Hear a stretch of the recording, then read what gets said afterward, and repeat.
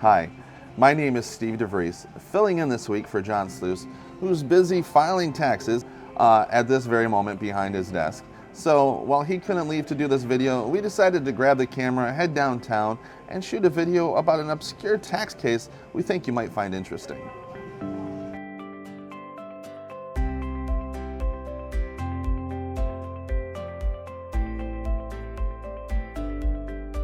This week's video is a drive down memory lane for some and a lesson on the marketing methods of yesterday for others. It starts with collecting stamps for furniture and household goods, and it ends with free beer, increased business, and a date with the tax court. Our story begins in Chickasaw, Oklahoma. It's 1976, Gerald Ford is our president, and a gallon of gas is 59 cents. 59 cents. What a time. Anyway, during this time, people across the country were participating in a program with S&H green stamps. S&H green stamps was a incentive program very much similar to our loyalty cards of today, where people would purchase products and in exchange for, they get these little stamps. And when they got enough of these stamps, they could turn them in for various home goods. And there was whole stores set up where you could take these books of stamps that you've completed and shop around for free goods. It's a good marketing method, and a lot of businesses participated. At one point in the S&H green stamp history, over 80% of American households were participating. That's some crazy loyalty. If we could get a program like that going, that'd be outstanding today. But it didn't work for everybody.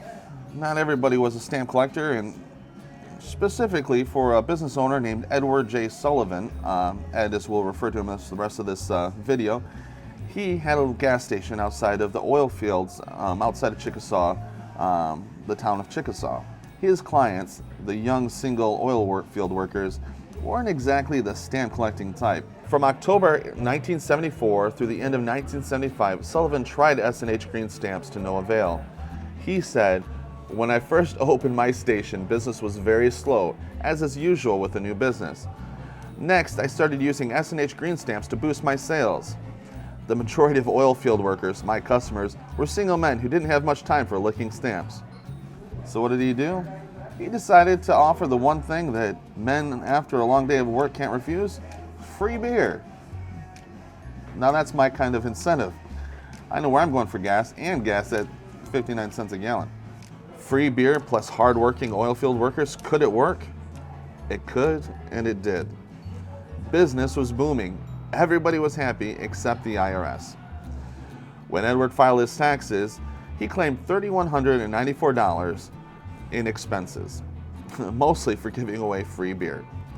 The IRS did not allow this deduction, claiming that beer was not directly related to his business. So sure enough, Ed had to go to tax court. In court, Sullivan said, "I know from experience that oilers would like to drink cold beer after a long day in the oil fields.